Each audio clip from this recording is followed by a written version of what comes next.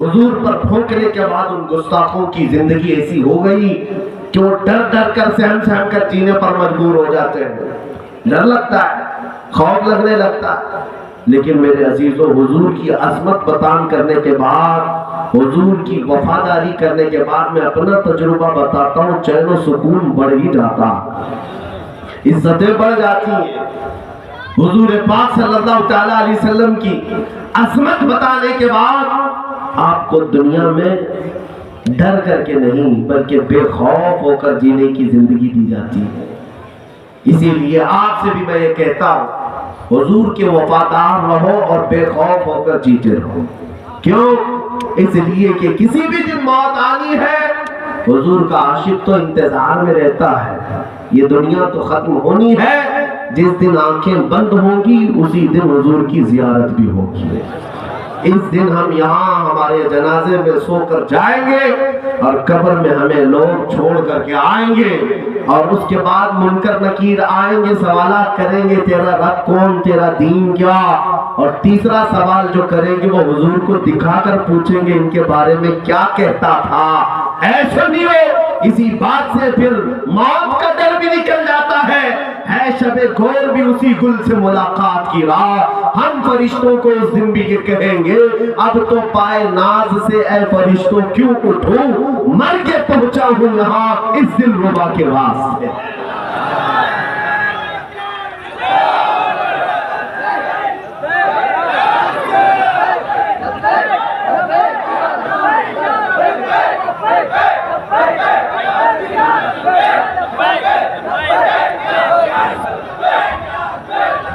توجہ، آپ تمام حضرات کو ان باتوں کا خیال رکھنا ہے کہ اپنے دین و ایمان پر مضبوطی سے قائم رہیں انشاءاللہ. اور ایک بات میسج دیتا ہوں، حالات روز کچھ نہ کچھ اخبار آتے رہیں گے، یہ بڑھتی جائیں گی چیزیں. ٹرین میں کسی آتنکوادی نے 3 مسلمانوں کو مار دیا، پھر کہیں سے کسی ٹیررسٹ آتنکوادی نے مسلمانوں کو صرف گوشت کے نام پہ ہلاک کر دیا، کہیں موب لنچنگ کی، یہ سب خبریں آتی رہتی ہیں. کچھ اس کو سیریس لینے کی ضرورت نہیں. سیریس اس معنی میں کہہ رہا ہوں کہ لاپرواہ مت ہو، بلکہ اپنے دین کے بارے میں کہہ رہا ہوں. پھر تم ڈر کر کے ٹوپی چھپانا، داڑھی نکالنا اور پھر سیکولر بننے کا ناٹک مت کرو. دنیا تمہیں اچھی طرح پہچانتی ہے، تم حضور کے غلام ہو. دنیا تمہیں پہچانتی ہے حضور کے غلام ہے، اور پھر پورے غلام بن کر جینے میں پھر خوف کیا ہے، ڈر کیا ہے. اگر کسی جگہ کسی بھی غریب مسلمان کو پکڑ کر کے مجبور کر دیا جاتا ہے اور اسے مار مار کر، کبھی ہم نے دیکھا کسی بزرگ آدمی کی داڑھی پکڑ کر مار رہے ہیں، کبھی کسی نوجوان کو مار کر کے کہا جائے میرے خدا کا نام لے، میرے خدا کا نام لے. تف ہے، حیرت ہوتی ہے، تم کسی کو پکڑ کر مار مار کر کہہ رہے میرے خدا کا نام لے، میرے خدا کا نام لے. یہ تو بلال حبشی کے وارثین ہیں، انگاروں پر سو کر بھی کہیں گے اللہ اکبر، اللہ اکبر. اللہ سب سے، اللہ سب سے، اللہ سب سے. ہم اس دن سنے تھے یہ آواز جس دن ہماری ماں کے پیٹ سے ہم باہر آئے تھے. کسی نے کانوں میں اذان دی ہے کہ نہیں دی ہے؟ ہاں مولوی صاحب، بچہ پیدا ہونے کے بعد پہلے ہی گودی میں لے کر کان میں کیا پڑھتے ہیں؟ اللہ اکبر، اللہ اکبر. سب سے پہلا لفظ تمہارے کانوں میں کیا جاتا ہے؟ اللہ سب سے بڑا ہے، اللہ سب سے بڑا ہے. تم پیدا ہوئے تھے یہ سن کر کے آئے تھے میرے عزیزوں، اور پھر جب ہوش آیا ہر مسجد سے تمہیں یہی آواز آتی رہی، ہر مسجد سے یہی آواز آتی رہی. اور پھر جس دن مریں گے ہمارے جنازے کو باندھ کر کے لائیں گے لوگ کفن سے ہمیں، ہمارے لاشوں کو، اور امام کے سامنے رکھیں گے قبر میں. ہم اس وقت تک نہیں جائیں گے جب تک پوری قوم پیچھے کھڑے ہو کر کیا کہے گی؟ اللہ اکبر، اللہ سب سے. ارے ہم آئے تھے تو اللہ کو بڑا کہتے ہوئے اور جائیں گے بھی تو اللہ کو بڑا کہتے ہوئے. جب ہمیں معلوم ہے اللہ سب سے بڑا ہے تو پھر ایرا گیرا نتھو گھیرا کیڑا کہاں سے بڑا ہو سکتا ہے؟ اللہ کی طاقت کل بھی تھی، آج بھی ہے، ہمیشہ رہے گی۔ اللہ حی اور قیوم ہے، وہ ہم سب کا خدا بلکہ پوری کائنات کا پالنہار حقیقی ہے۔ آج امتحانات ہو رہے ہوں گے، ہم نکلیں گے ان امتحانات سے، لیکن ایک بات یاد رکھو، ہوائیں تیز آنے کا مطلب یہ نہیں ہوتا کہ اسلام ختم ہو جائے گا، آندھیاں تیز چلنے کا مطلب یہ نہیں ہوتا کہ اسلام کا وجود ختم ہو جائے گا۔ ارے اس سے بڑے بڑے چنگیز، ہلاکو اور نہ جانے کتنے یزید آئے گئے، اسلام جب بھی لہلہاتا تھا، آج بھی لہلہا رہا ہے۔ اسلام تیری نبض نہ ڈوبے گی، حشر تک تیری رگوں میں رواں خون ہے چار یار کا۔ اسلام کو ختم کرنے والے ختم ہو گئے، مٹ گئے، مٹتے ہیں مٹ جائیں گے آدھا تیرے، نہ مٹا ہے نہ مٹے گا کبھی چرچا تیرا، یا رسول اللہ رہے گا یوں ہی، رہے گا یوں ہی تیرا چرچا رہے گا، پڑے خاک ہو جائے جل جانے والے، تو گھٹائے سے کسی کے نہ گھٹا ہے نہ گھٹے گا، جب بڑھائے تجھے اللہ تعالیٰ تیرا۔ اسلام کی فطرت میں قدرت نے وہ لچک دی ہے، جتنا ہی دباؤ گے اتنا ہی وہ ابھرے گا۔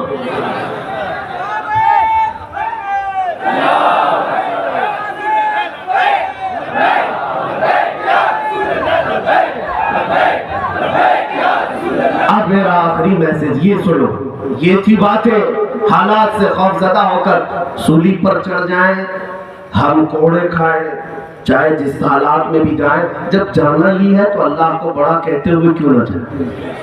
اللہ کی جنت میں جانا ہے، شداد کی جنت میں نہیں، اللہ کی جنت میں جانا ہے تو اللہ کو بڑا کہہ کر جائیں گے، اللہ پر ایمان رکھ کر جائیں گے۔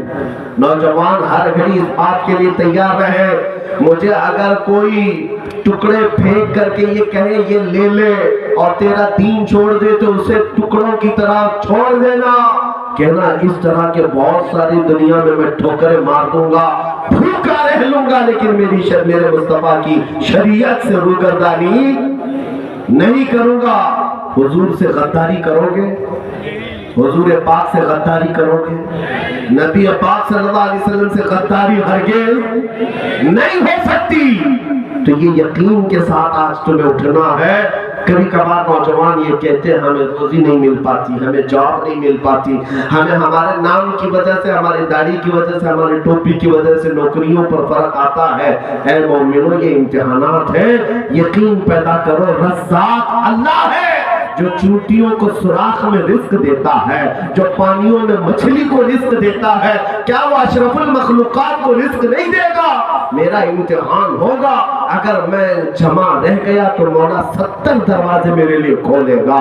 تم اپنے نبی کے قدموں سے وابستہ رہو، حالات بدلتے ہیں۔ ایک دن مکہ والوں نے بھی یہی سوچا تھا، بلال حبشی کو مار مار کر کے، انگاروں پر لٹا کر کے، ان کی پشت پر گرم سل رکھ کر کے انہیں اتنا تکلیفیں دی تھی کہ ان کی ریڑھ کی ہڈی دکھتی تھی، ان کی پیٹھ کا گوشت گل گیا تھا۔ اس وقت وہ سوچتے تھے اب مرے گا، اب ختم ہو جائے گا، سب ختم ہو جائے گا۔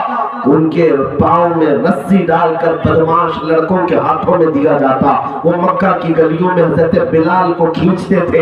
یہ حالات بھی مکہ والوں نے دیکھے، لیکن جب بلال حبشی کو سیدنا ابوبکر صدیق نے خرید کر آزاد کیا اور حضور کی غلامی میں لے آئے، پھر حضور کے ساتھ ہجرت کر کے مدینے چلے آئے، توجہ چاہتا ہوں میرے عزیزوں، وہ بلال حبشی کا زمانہ جو مکہ میں تھا ختم ہو گیا۔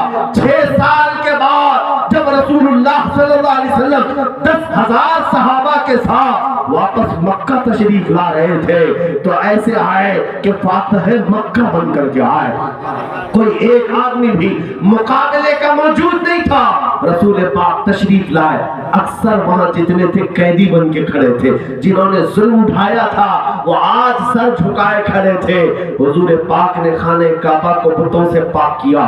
جانتے ہو اس دن حرم پاک میں پہلی اذان دی جانی تھی، پہلی اذان کے لیے رسول پاک نے بلال حبشی سے کہا کعبے کی چھت پر چڑھ جاؤ، کعبے کی छत पर चढ़ जाओ, वहां से चढ़ करके अजान दो। बिलाल हबशी ने अजान दी।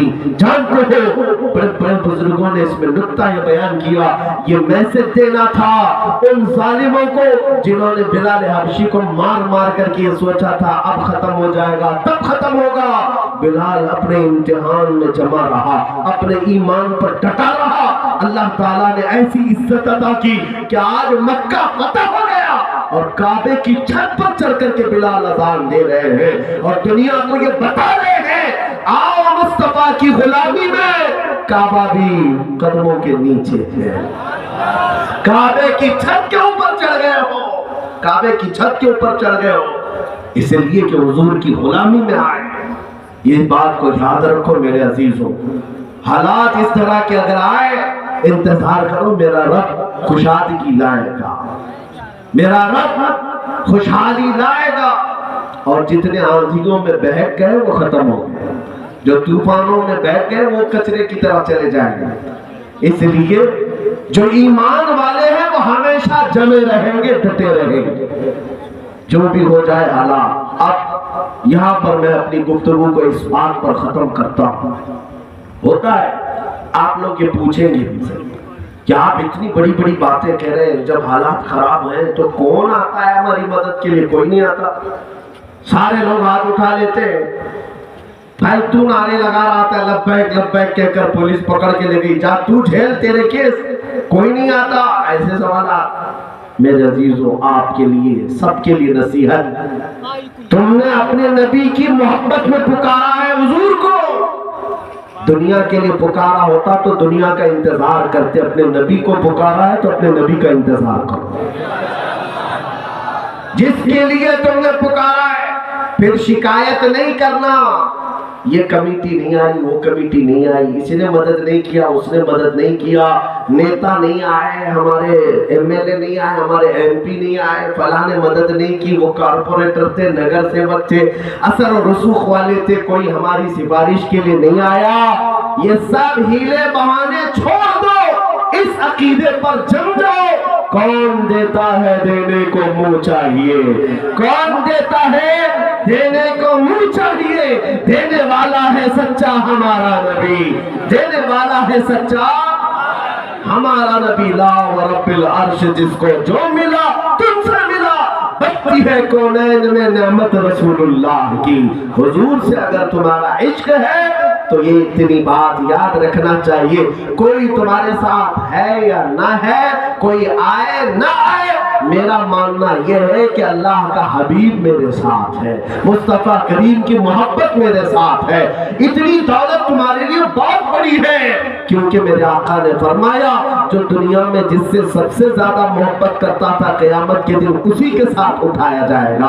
आज जब तुम सोते हो ये कह करके सोया करना मैं सो जाऊं या मुस्तफा कहते कहते, खुले आंख सल्ले अला कहते कहते, रोजाना जब तुम्हारा ये मामूल बन जाए, दस्तूर बन जाए, हुजूर का नाम लेकर सोता था, हुजूर का नाम लेकर उठता था, घर में नींद खुलती थी तो नातों की आवाज पर और आंख लगती थी हुजूर के नगमे सुनकर। फिर वो दिन आएगा जब तुझे कब्र से उठाया जाएगा।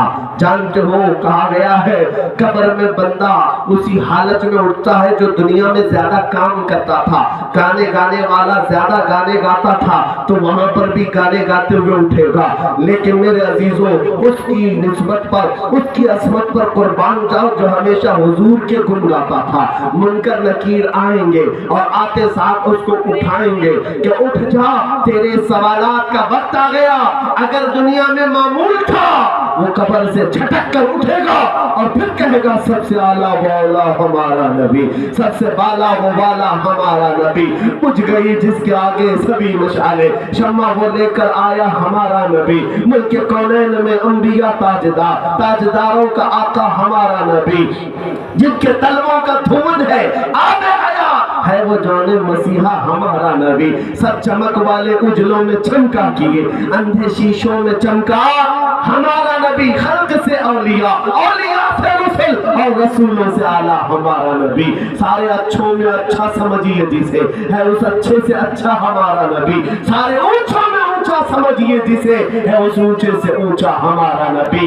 जब मोमिन सालेह दुनिया में इस तरह की जिंदगी गुजारता था तो कब्र में भी मेरे आका की नाते पढ़ते हुए उठेगा। मुनकर नकीर फिर उसकी ये अदा देखकर हो सकता है ये कहे नम कनौमतिल अरूस, सो जा जैसे दूल्हा सोता है, सो जा जैसे दूल्हा सोता है। इसलिए जिंदगी बनाओ मेरे मुस्तफा के कदमों से वाबस्ता रहकर। हालात जैसे भी आएंगे हुजूर से हम बेवफाई, हुजूर से हम गद्दारी, हुजूर से हम मुंह फेर कर जिंदगी नहीं गुजारेंगे।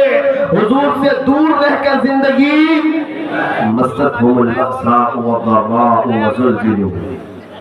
क्या तुम ये सोच करके बैठे हो कि पहले वालों को जैसे तकलीफें आई थी वैसे तुम्हें नहीं आएंगी? उनको तो तकलीफों ने घेर लिया था और उनको हिला दिया गया था। हत्ता यक़ूल अर्रसूल वल्लज़ीना आमनू मअहू मता नस्रुल्लाह, यहाँ तक कि रसूल और उनके साथ वालों ने ये कहा कि अल्लाह की मदद कब आएगी। ऐसे हालात आए थे। तो आज के दौर में है सुन्नियों, आपको मैं इसी बात के लिए तैयार करना चाहता हूँ कि तुम आंधियों से डरने वाले और तूफानों से मुंह फेरने वाली कौम में नहीं हो। अगर तुम्हारा ईमान मजबूत है तो हर घड़ी हर इम्तिहान के लिए तैयार रहो।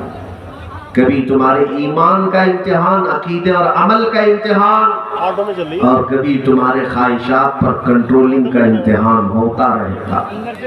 आखिरी सांस तक तुम्हारे साथ इम्तिहान होता रहेगा और तुम्हें हर घड़ी इस इम्तिहान से निकलते रहना होगा। बारिशें तो मौसम के साथ आती हैं, ये अल्लाह ताला की रहमत है।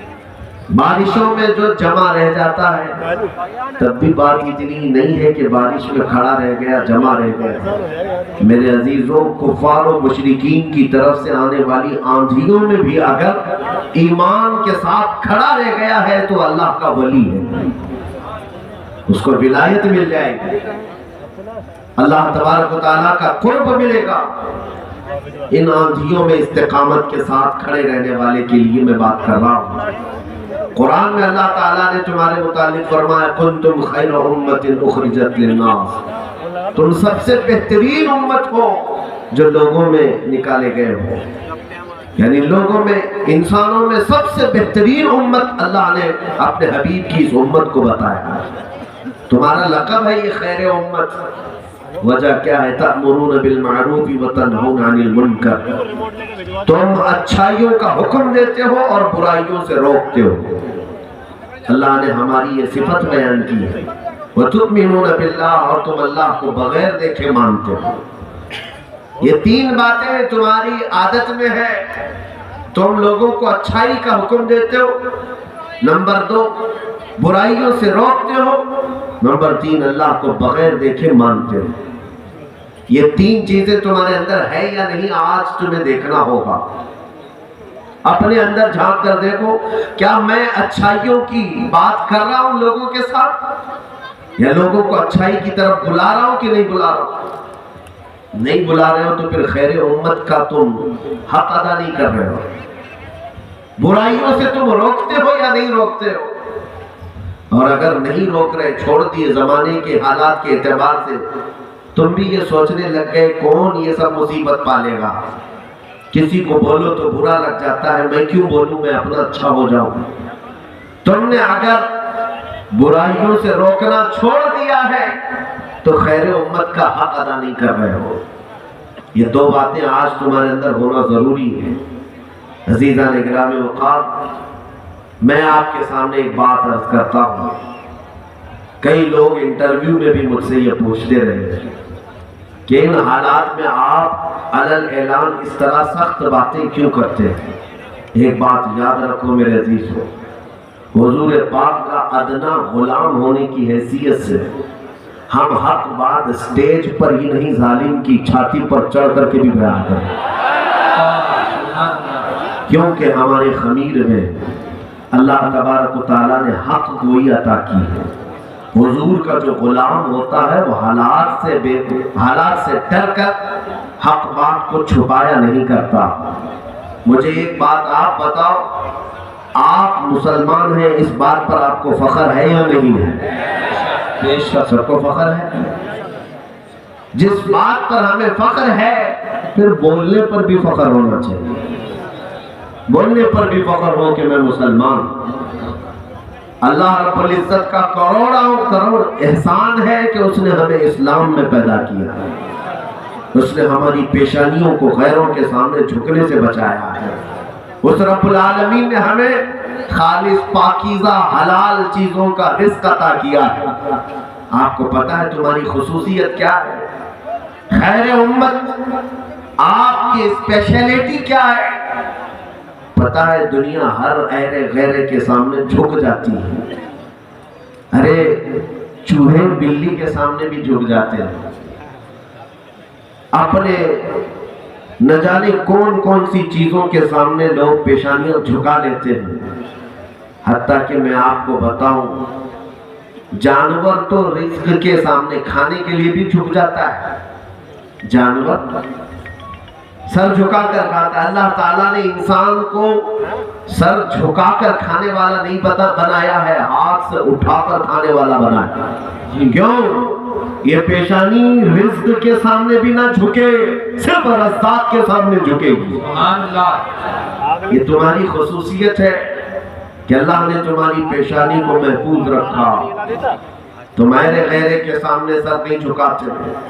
اور اس بات پر فخر کرو کہ اللہ تعالیٰ نے مجھے ایک خدا کے یقین کا جو عقیدہ عطا کیا ہے، اس کا کتنا بڑا احسان ہے، کتنا بڑا احسان ہے۔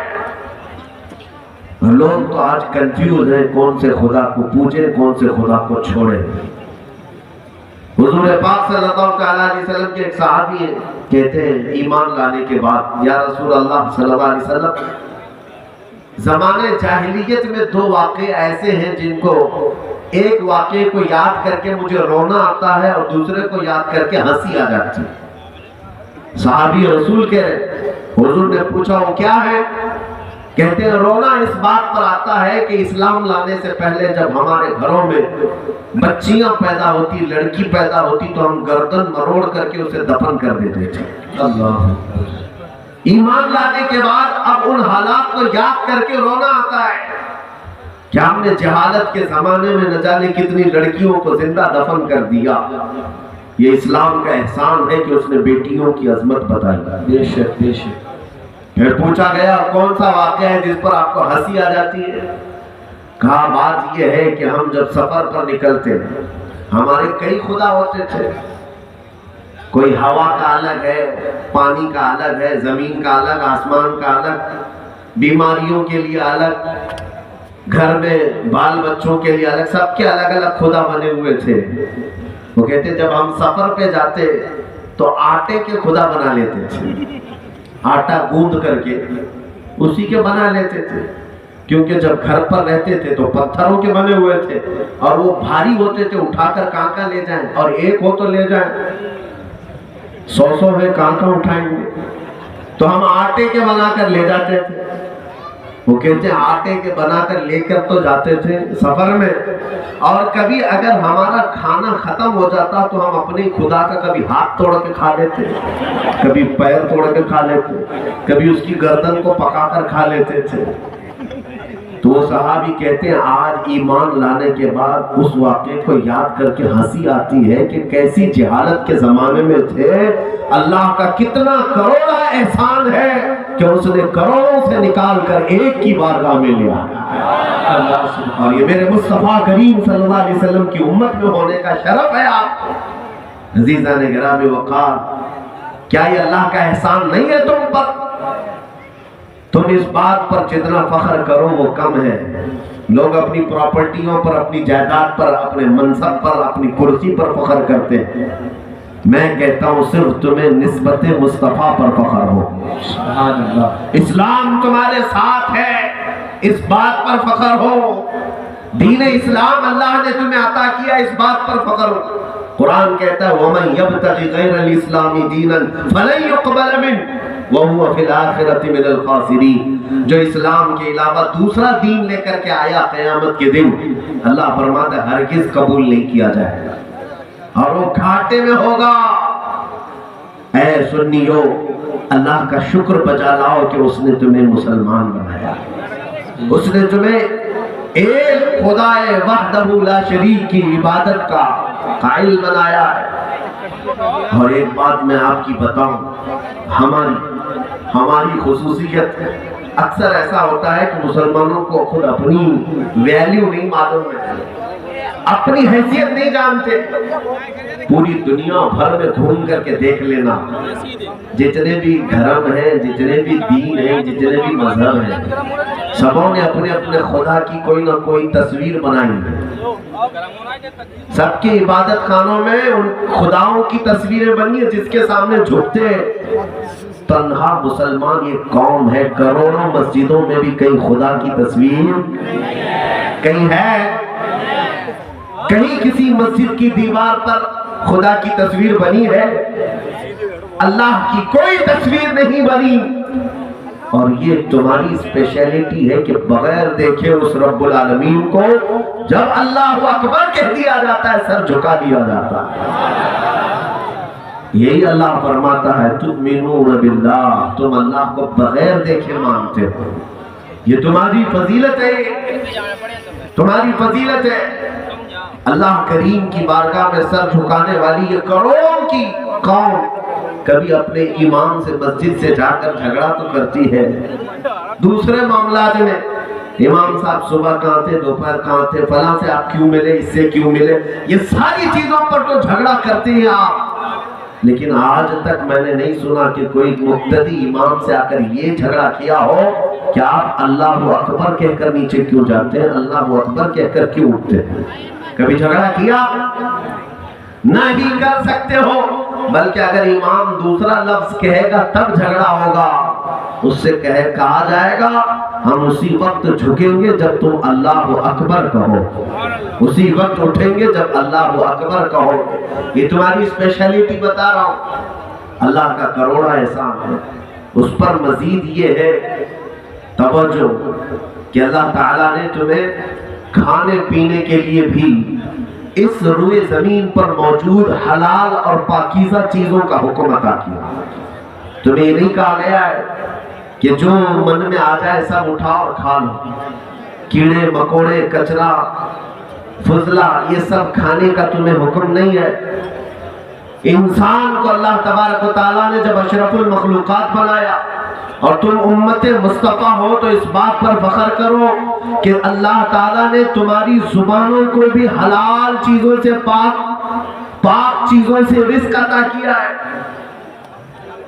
یہ حقیقت ہے یا نہیں؟ کیا مسلمان شراب پی سکتا ہے؟ سب کو پتا ہے؟ ارے صرف عقل اس سے ضائع ہوتی ہے، اسی لیے اسے پینا منع کر دیا ہے۔ مسلمان مری ہوئی چیز نہیں کھا سکتا، مسلمان خون نہیں پی سکتا، ناپاک چیز ہے۔ یہ ناپاک چیزوں سے اللہ تعالیٰ نے تمہاری زبان کو بچا رکھا۔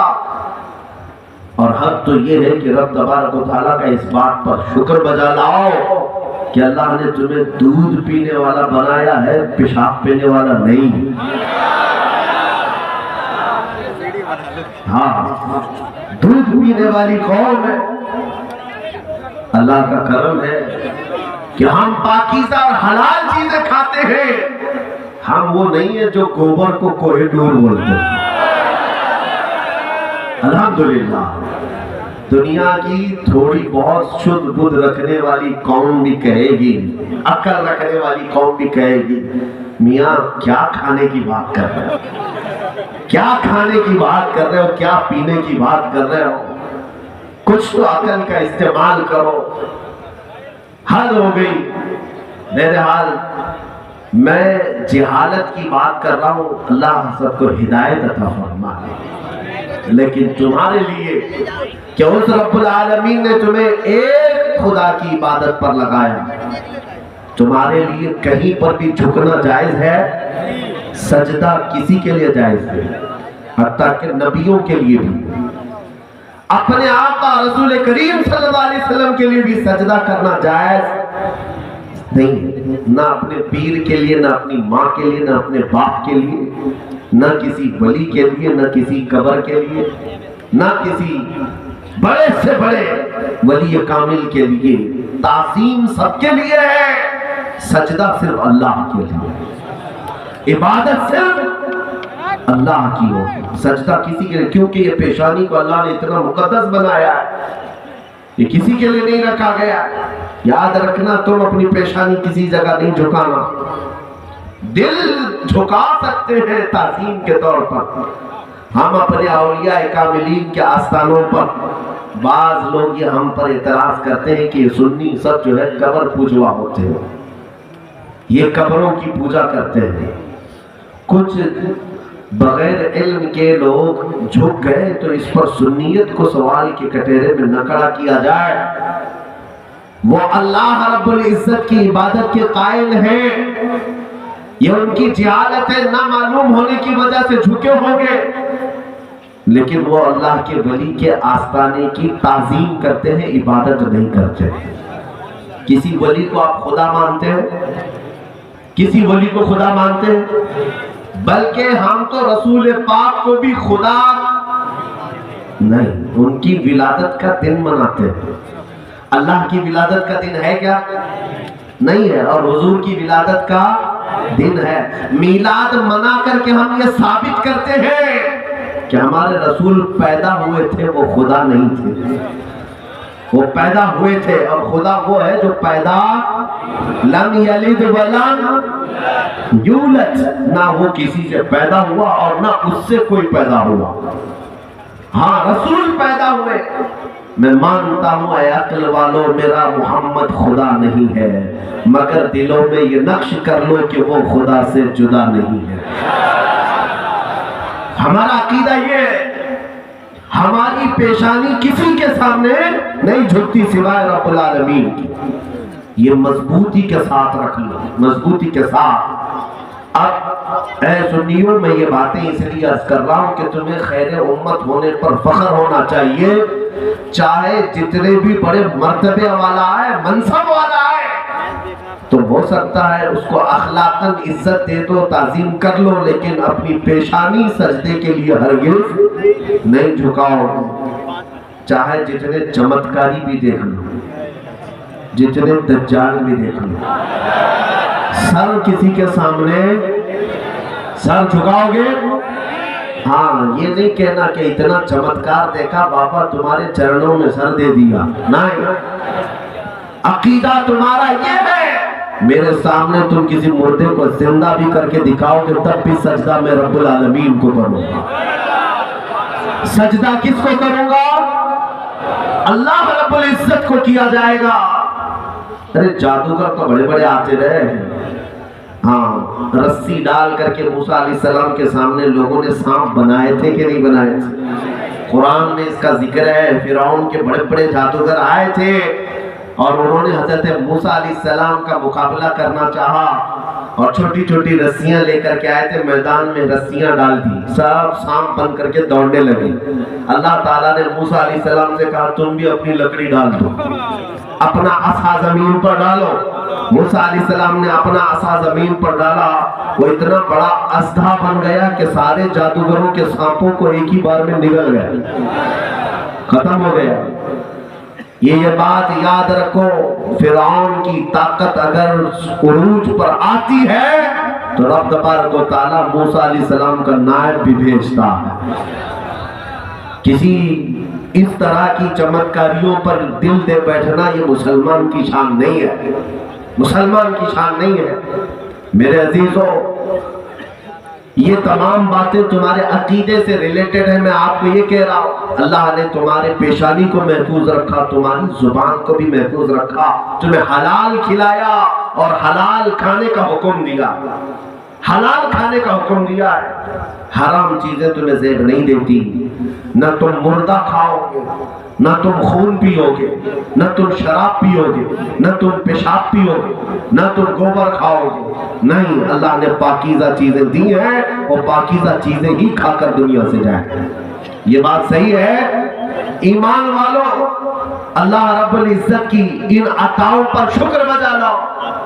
اور اب کی بار ایک بات مجھے یہ بھی کہنی ہے، چلو تم جاتے نہیں کچھ حرام کھانے کے لیے، لیکن کچھ لوگ زبردستی کھلانے پلانے بھی آ جاتے ہیں۔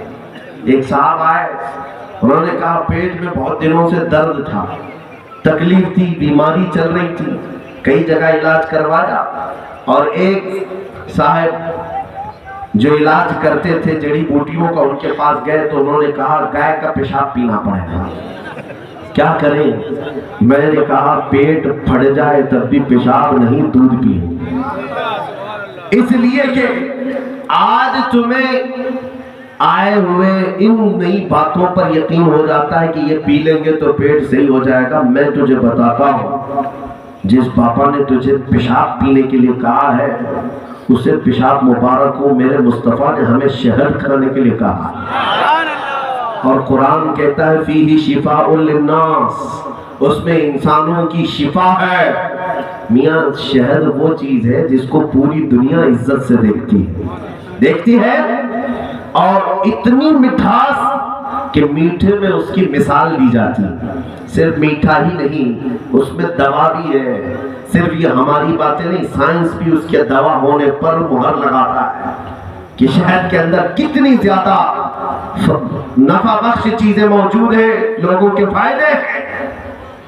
اور آپ ان تمام چیزوں کو یاد رکھیں، کہیں سے بھی کوئی علاج آئے لیکن حرام طریقے کا ہوگا تو اس میں شفا نہیں ہوگی۔ ہمیں نہیں جانا ہے۔ کبھی کبھار عقیدہ اتنا کمزور ہو جاتا ہے لوگوں کا، بچہ رونے لگ گیا، کسی نے مشورہ دے دیا جاؤ فلاں پتھر کے اوپر تھوڑا تیل چڑھا کے آ جاؤ، جاؤ کسی درخت کے پاس ایک دھاگا باندھ کر کے آ جاؤ۔ یہ سب چیزیں اگر تم کرنے لگ گئے تو تمہارا ایمان کیسے مضبوط رہتا ہے؟ تمہارا ایمان کیسے مضبوط؟ کیا تم پتھروں کے عقیدے والے ہو؟ کیا تم درختوں کے عقیدے والے ہو؟ ارے وہ چیزیں ایسی ہیں جو اللہ نے تمہارے نفع کے لیے بنایا ہے، تمہارے لیے مسخر کیا ہے۔ چاند اور سورج کو بھی ہم پوجا نہیں کرتے کیونکہ اللہ تعالیٰ نے ان کو صرف ہماری روشنی کے لیے بنایا، ان کو ہمارے نفع کے کاموں کے لیے بنایا ہے، عبادت کے لیے نہیں بنی یہ چیزیں۔ ہم خانہ کعبہ کی طرف دیکھ کر نماز بھی پڑھتے ہیں تو کوئی یہ نہ سمجھے کہ ہم خانہ کعبہ کی عبادت کرتے ہیں، ہرگز نہیں۔ خانہ کعبہ کی کوئی عبادت نہیں کرتا، بلکہ وہ ایک سینٹرلائز کرنے کے لیے، سب کے چہرے ایک طرف کرنے کے لیے مرکز بنایا گیا، صرف چہرہ کعبے کی طرف، لیکن عبادت اللہ کی ہوتی۔ عبادت کس کی؟ اللہ کی۔ میں آج عقیدے پر بات کر رہا ہوں، آپ کی آج عقیدے پر بات اس لیے کر رہا ہوں کہ حالات ایسے آ گئے کہ لوگ یہ سوچنے لگ گئے کہ تھوڑا سا بہت ادھر ادھر کر لیں تو کیا ہو جاتا ہے، نہیں بہت ہوتا ہے۔ یا تو پھر تمہارے پاس دو ہی آپشن ہے، ایمان کا دامن پکڑے رہنا ہے، حضور کے قدموں میں رہنا ہے، تو پھر ان تمام باطل عقیدوں سے توبہ کرنا ہوگا۔ کبھی کفر کی طرف منہ اٹھا کر نہیں دیکھنا، کبھی شرک کی طرف چہرہ نہ کرنا۔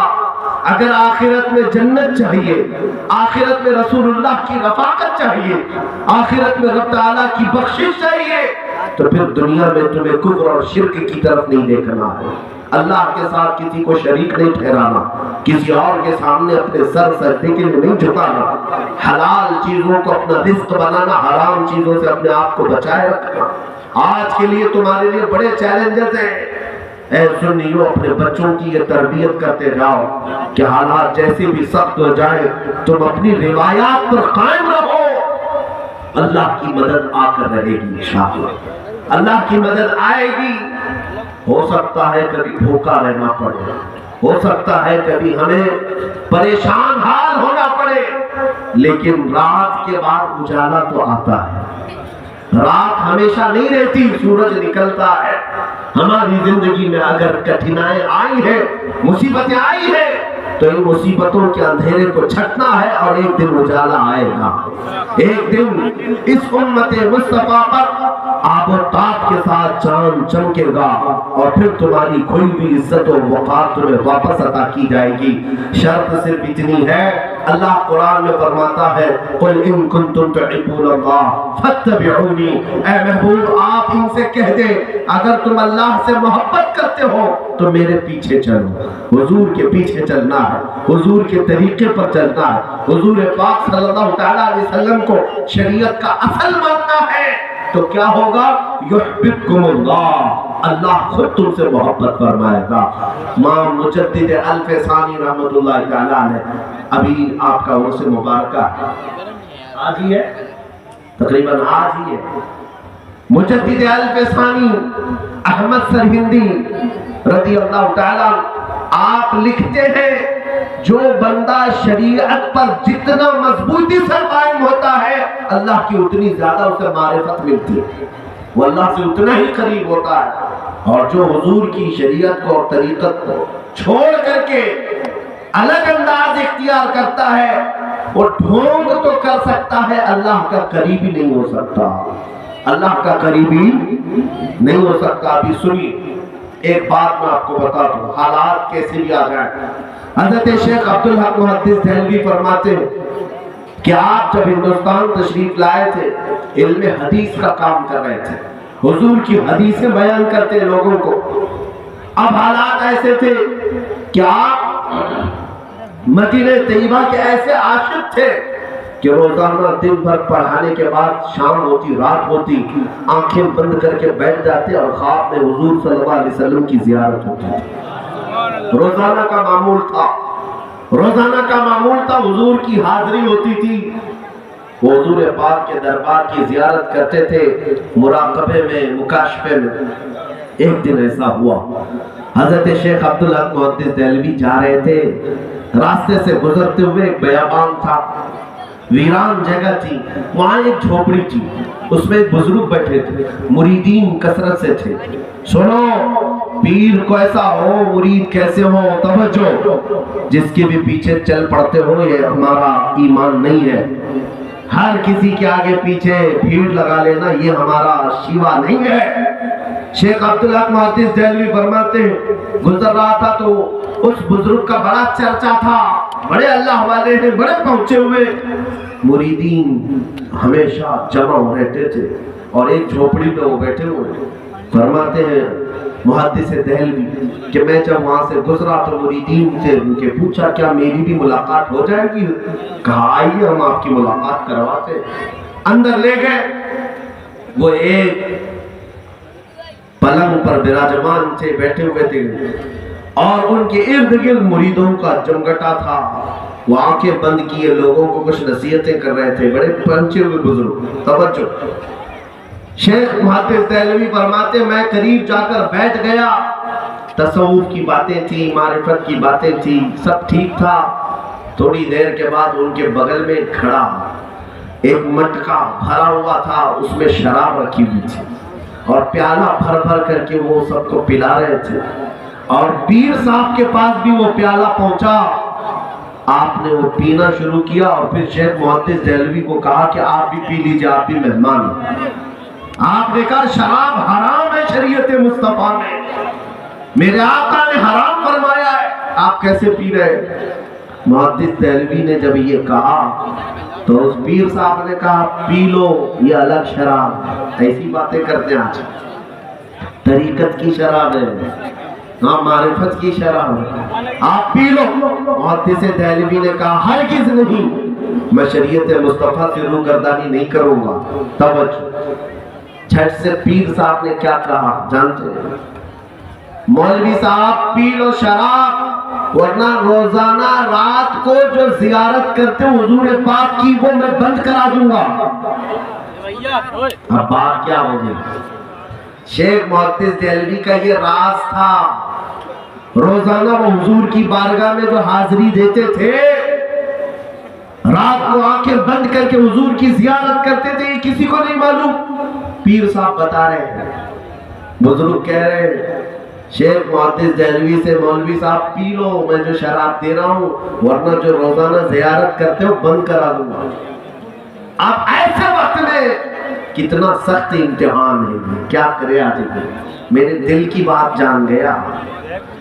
ہاں ابھی تو ایک چھوٹے دجال کی چٹھی پر لوگ بک جا رہے ہیں.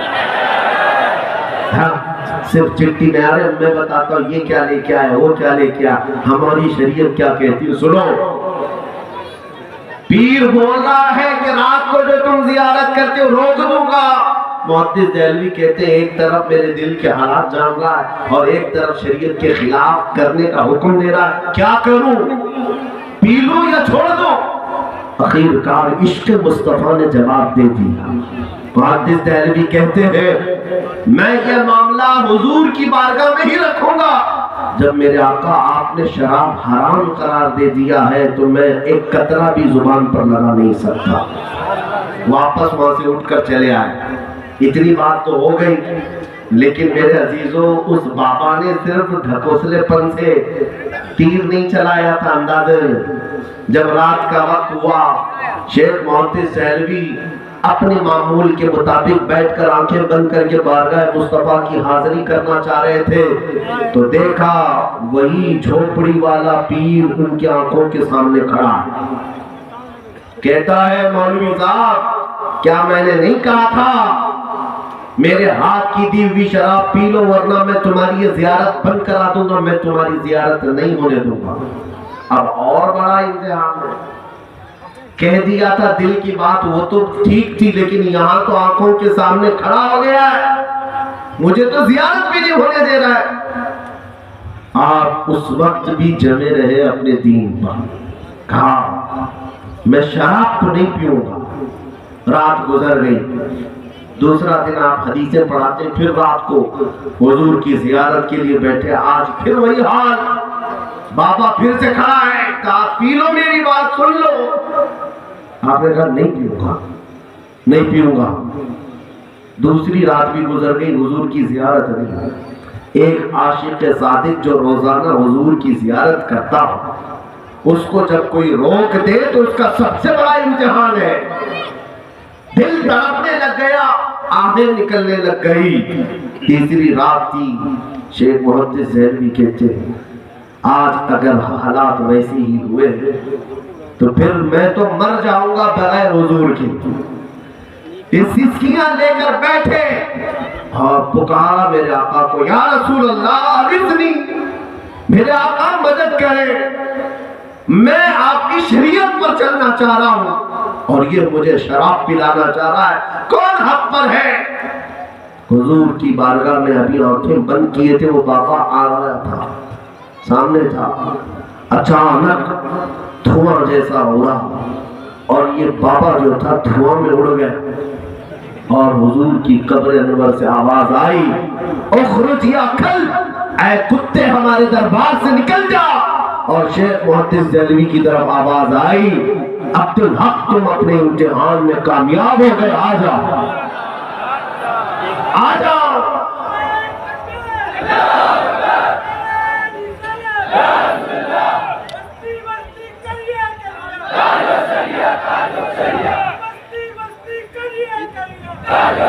یہ ہے میرے دین و ایمان کا امتحان.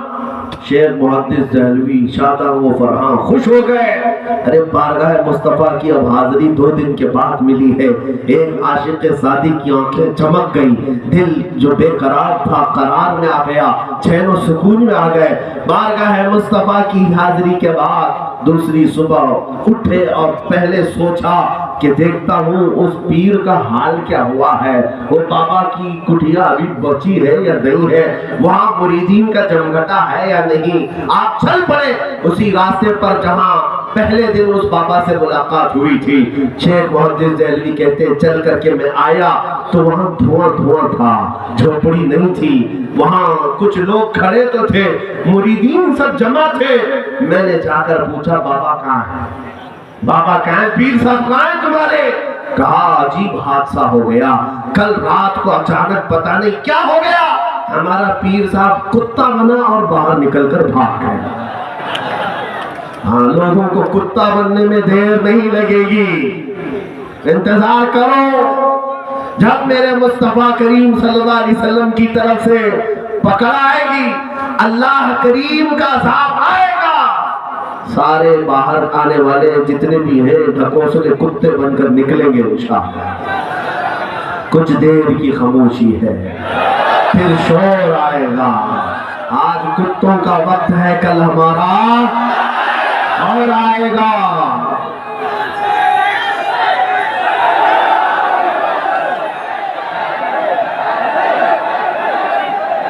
लब्बैक या रसूल अल्लाह। बस ऐ मुसलमानों, तवज्जो, अपने दीन पर और अपने ईमान पर जमे रहना, डटे रहना, चाहे जैसे भी इम्तिहानात आए। इस बात पर यकीन के साथ अमल करेंगे इंशाअल्लाह। और ऐ सुन्नियों, हम तो करबला वाले हैं या नहीं? हाँ, हमारा ताल्लुक वो यजीद को रहमतुल्लाह अलैह कहने वाले जोकरों से नहीं है। हमारा ताल्लुक हुसैन आजम की कदम, उनके कदमों के जर्रों से वाबस्ता है। अल्हम्दुलिल्लाह। तो आपसे मैं ये बात कहना चाहता हूँ कि ईमान तुम्हारे साथ है, अल्लाह की जात पर यकीन है। पूरी दुनिया ही सब कुछ नहीं, आखिरत में तो देखना है। आखिरत पर ईमान है। यहाँ क्या है, जितना भी चाहो जी लो, लेकिन एक दिन मरना है। एक दिन मरना है, चाहे वो घर में मरो, हॉस्पिटल पे मरो, कहीं पर भी मरो, मरना है। और फिर जाना है अल्लाह की बारगाह में, और फिर उठाया जाना है एक दिन। और उसी दिन के बारे में हम कहते हैं, अर्श हक है मसनद रिफअत रसूलुल्लाह की, देखनी है हश्र में इज्जत रसूलुल्लाह की। उस दिन हम देखेंगे जितने कुत्ते भौंकते थे उनका हशर क्या होगा। और फिर तुम आज उस नबी के नाम लेवा हो, तुम्हारा हशर भी देखा जाएगा क़यामत के दिन। हशर में मुनादी ये ऐलान करेगा, कहाँ है वो अज़मत रसूल की बात करते थे, कहाँ है वो अल्लाह के हबीब की बात करते थे, कहाँ है वो नबी पाक के दामन से वाबस्ता रहते थे। हद तो ये है मेरे अजीजों, खुद मेरे आका फरमाते हैं, एक सहाबी ने पूछा, आका क़यामत के दिन आपका हाल क्या होगा, आप कहाँ होंगे?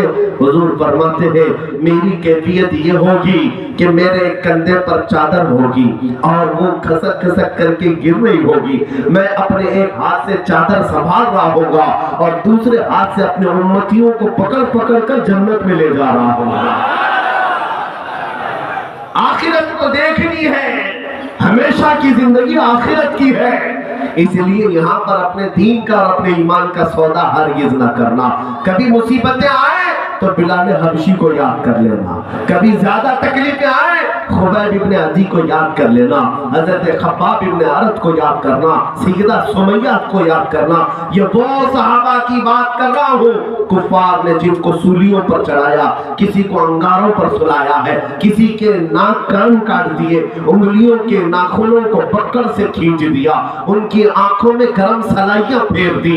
लेकिन इन तमाम मुसीबतों के बावजूद उनका सिर्फ एक ही नारा था, एक ही नारा था, जो जान मांगो तो जान दे दे, जो माल मांगो तो माल दे दे, मगर ये हमसे कभी ना होगा, नबी का जाहो जलाल दे दे।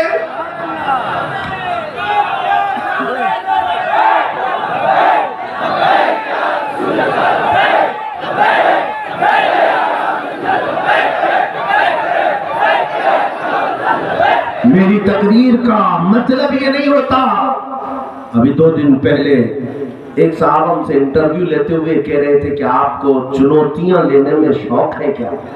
हमने कहा हम चुनौतियां लेते नहीं, देते हैं। कौन इस्लाम को चुनौती देता है? कौन है? बहरहाल मैं आपसे ये कहता हूं, मेरी तकरीर का मतलब ये नहीं है कि मैं आपको हवा भर भर करके भेजूं कि जाओ दूसरी कम्युनिटी को छेड़छाड़ करो, किसी को परेशान करो, हरगिज़ नहीं। हमारा मकसद ये नहीं है। हम हिंदुस्तान में सदियों से जीते आए, हम किसी के कत्ल गारत, किसी के तहस नहस करने के मशवरे तो नहीं देते और न ही खुफिया प्लानिंग करते। हाँ, बात इतनी करते हैं कि हम सबके साथ जीते हैं, लेकिन अगर कोई कुत्ता हुजूर की तरफ भौंकने लगे तो फिर उसकी गर्दन भी पकड़ते हैं और उसकी जुबान को भी पकड़ते हैं। जब तक वो मुझे गालियां देना है दे दे, मेरे माँ को मेरे बाप को कोसना है कोस, میرے خاندان کو برا بھلا کہنا کہہ لے، لیکن حضور کی طرف اگر انگلی اٹھایا تو پھر ہم جواب دیتے رہیں گے، کیونکہ یہ ہمارا ایمان ہے۔ اور اس وقت بھی خاموش رہنا یہ بے غیرتی کی سب سے بڑی مثال ہے۔ وہ آدمی سب سے بڑا بے غیرت ہے جو رسول پاک صلی اللہ علیہ وسلم کے لیے غیرت مند نہیں ہو سکتا، جو حضور کے لیے غیرت نہیں رکھتا وہ سب سے بڑا بے غیرت ہے۔ جس رسول نے رات رات بھر کھڑے ہو کر ہماری بخشش کی دعائیں کی ہیں، جو رسول معراج کی شب ہمیں نہیں بھولے، اپنی قبر میں نہ بھولے اور حشر میں ہمارے لیے شفاعت کرے، اس رسول کی عزت کے لیے اگر کوئی خاموش رہتا ہے تو دنیا کا سب سے بڑا احسان فراموش اور سب سے بڑا بے غیرت آدمی ہے، سب سے بڑا بے غیرت آدمی ہے۔ بہرحال میرا میسج تو آج صرف آپ کے لیے اتنا ہی تھا کہ امتحانات آئیں گے۔ شیخ عبدالحق محدث دہلوی کی حکایت میں تمہارے سامنے اس لیے رکھا کہ اگر تمہاری زندگی میں کبھی کوئی اس طرح کے آئے کہے کہ میں تمہارے دل کے حالات جانتا ہوں بتاتا ہوں تو پاگل مت ہو جانا۔ ہاں، اور ابھی تو باباؤں کا تو ایسا دھندا، اتنا بڑا بزنس ہے، اتنا بڑا بزنس ہے۔ ممبئی تو باباؤں کی کان ہے، ان کی دکانیں اتنی بڑی بڑی ہیں، آپ دیکھ کر کے حیرت میں رہ جائیں گے۔ اور سب سے زیادہ شکار ان باباؤں کی عورتیں ہوتی ہیں۔ سائیکالوجی، نفسیات پر اتنا ان کا کنٹرول ہوتا ہے، اور دو تین باتیں تمہاری لگتی ہوئی کہیں جو کامن ہر ایک کی زندگی میں رہتی ہیں، اور تم میرے تو دل کی بات جانتا ہے۔ میں آپ کی کئی چیزیں ایسی بتا سکتا ہوں جو آپ نے مجھ سے شیئر نہیں کیا۔ آؤ بیٹھو، میں تھوڑی دیر میں آپ کو بتاؤں گا، لیکن اس کا مطلب یہ نہیں کہ میں غیب کا علم جانتا ہوں، بلکہ یہ وہ چیزیں ہیں جو کامن ہیں، سب کے ساتھ ہوتی ہیں، سب کے ساتھ ہوتی رہتی ہیں، اور ان باتوں پر تم دل دے بیٹھتے ہو۔ ایسی چیزوں کی وجہ سے ایمان خراب ہوتا ہے، دین خراب ہوتا ہے۔ آپ ہرگز ان باتوں پر یقین نہ کریں گے۔ ہاں، آپ کا مقتدا وہ ہے، آپ کا لیڈر وہ ہے جو حضور کے پیچھے چل رہا ہو، جو رسول پاک کی طرف لے جاتا ہو، پھر اس کے پیچھے چلنے میں کوئی حرج نہیں، کیونکہ وہ خدا کا یہی ہے در، نہیں اور کوئی مفر مکر جو وہاں سے ہو یہی آ کے ہو، جو یہاں نہیں تو وہاں نہیں۔ حضور کا دربار چھوڑ کر کے کوئی دروازہ ہے؟ ہمارے اللہ تک پہنچنے کے لیے وہی دروازہ ہے۔ شریعت مصطفیٰ کو تھامنا ہوگا، اس راستے پر چل کر کے بھی اللہ تک پہنچو گے۔ اور اگر کوئی کہتا ہے شارٹ کٹ جائیں گے تو پھر شارٹ کٹ گرے گا بھی اور شارٹ کٹ مرے گا بھی، اس لیے کہ اعلیٰ حضرت فرماتے ہیں یا رسول اللہ، جو تیرے در سے یار پھرتے ہیں در بدر یوں ہی خار پھرتے ہیں۔ جو حضور کو چھوڑ کر کے ادھر ادھر بھاگتا ہے تو پھر وہ ذلت و خواری کا شکار ہوتا ہے۔ ہم نے دیکھا ہے کتوں کی سے بھی بدتر زندگی ہو جاتی ہے، کتوں سے بھی بدتر زندگی ہو جاتی ہے۔ ہاں، حضور اکرم صلی اللہ تعالیٰ علیہ وسلم کی شان میں جتنی بھی گستاخیاں کرنے والے اب تک آئے، ایک بار کرنے کے بعد زندگی بھر ان کو چھپ چھپ کر جینا پڑتا ہے۔ کہیں پر بھی رہے، کسی بھی کنٹری میں رہے، چھپ چھپ کر کے جینا پڑتا ہے۔